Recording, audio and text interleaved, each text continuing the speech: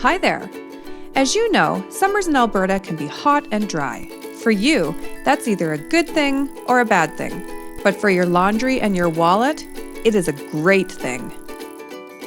At FortisAlberta, we pride ourselves on keeping the lights on for you. And we also want to help you be more energy efficient and save money on your electricity costs. Focusing on the energy hogs in your home is a good place to start. Energy hogs are the appliances and electronics that consume the most energy in your home.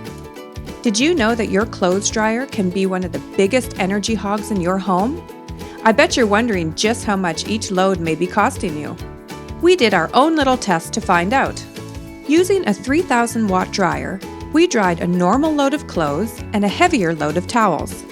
By tracking the overall drying time for each load, we were then able to calculate the total amount of electricity used and the associated costs you will see on your bill. Based on one load per week, here's what using your dryer could end up costing you. And for every additional load you do per week, just keep multiplying that total. But like I said, Alberta summers are kind of like your clothes dryer, hot and dry. So why not use an outdoor clothesline to air dry your laundry for free?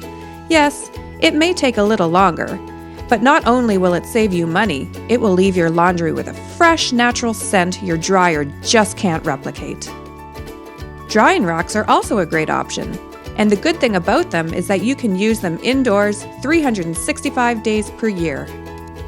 Still hooked on the convenience of your dryer?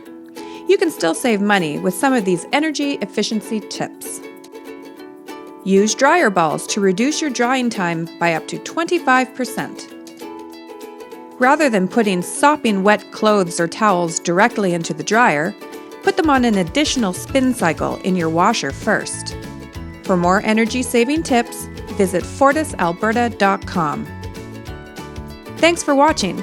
Enjoy the rest of your summer and stay tuned for our next Energy Hog video.